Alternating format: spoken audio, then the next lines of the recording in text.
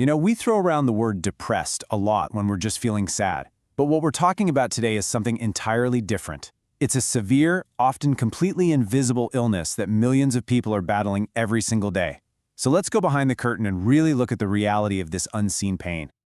This quote, wow, it just cuts right to the bone, doesn't it? It perfectly captures that feeling that so many people describe. It's not an active wish for an end, but this profound, soul-crushing exhaustion with just existing. It's that feeling of being trapped in a gray, colorless world. So if we really want to understand depression, we have to start by confronting what it actually does to a person. The consequences are absolutely devastating, and they're almost always hidden from the outside world. Okay, this right here is staggering. Researchers have actually quantified the level of disability that comes with depression, and they've compared it to other major health conditions. Just look at this.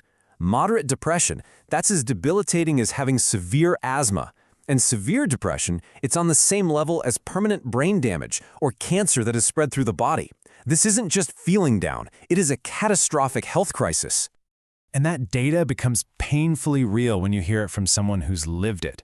This isn't some abstract idea, this is a constant looping thought in someone's head. Not just a wish to die, but a hope for an accident to come along and just end the suffering. That is the terrifying reality of the suicidal ideation that depression can bring. So now that we've seen just how serious this is, what exactly are we looking for? What are the actual signs of clinical depression? It's so important to be able to separate this illness from the normal sadness that, let's be honest, we all feel from time to time. Well, here's the clinical definition. And the keywords here are disorder, persistent, and severely impacting. This isn't a bad week. It's a relentless state that hijacks a person's ability to think, feel, and function in their daily life. It just changes everything. So, according to the official diagnostic guidelines, there are 9 main symptoms that professionals look for. Here are the first 6. You've got that constant depressed mood, of course. Then there's a complete loss of interest in things you used to love. Big changes in your appetite or your sleep patterns. Even your physical movements can slow right down, and you feel this bone-deep fatigue that sleep just doesn't fix. And the final 3 symptoms are really more inside your head. It's this overwhelming feeling of being worthless or feeling guilty about everything. It's the inability to focus or make even the simplest decisions. And of course, the most critical one, recurring thoughts of death or suicide. The general rule is, if someone's experiencing 5 or more of these for over 2 weeks, it is a massive sign that they need to seek professional help. And please, don't think this is some rare, isolated problem that only affects a few people. It's a silent, global public health crisis. The sheer scale of it, well, it's hard to wrap your head around. The World Health Organization estimates that right now, as we speak, 350 million people around the world are living with depression. 350 million. That's an almost unimaginable number of people all carrying this incredibly heavy, silent burden. And the consequences of that burden are just tragic. Over 400,000 people die by suicide every single year because of depression. Let that sink in for a second. That breaks down to 45 people every hour. Every single hour. We also see some really clear patterns in who is affected. As you can see here, women are diagnosed with depression at roughly twice the rate of men.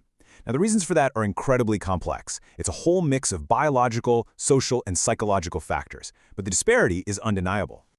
But, and this is so important, behind all of these terrifying statistics and clinical definitions, there are human beings. It is absolutely crucial that we learn to look past the illness and see the person. So let's just take a moment and challenge some of the worst stigmas right now. Let's be clear. Anyone who manages to get out of bed every day to fight a war inside their own head is incredibly strong.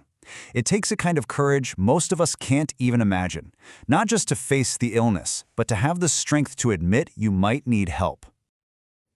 People living with depression often think very deeply about life, about what it all means.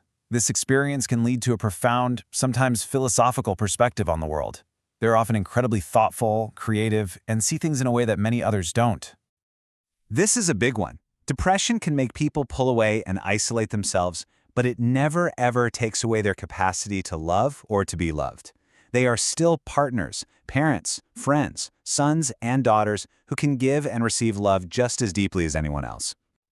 So, understanding is the first vital step, but it can't be the last one. it has to be followed by action. So the big question becomes, how can we offer genuine, effective support to the people in our own lives who might be struggling? This is probably the most important question we can ask ourselves. How do we stop being bystanders and become true allies in this fight? Well, the answer is actually often much simpler than we think. One person shared their story and said that this simple question from their boss was the moment everything changed. Just, "Are you okay today?" A genuine, simple, non-judgmental question. It doesn't try to solve the problem, it offers connection. It says, "I see you and I care." An act that simple can open a door. It can, quite literally, save a life.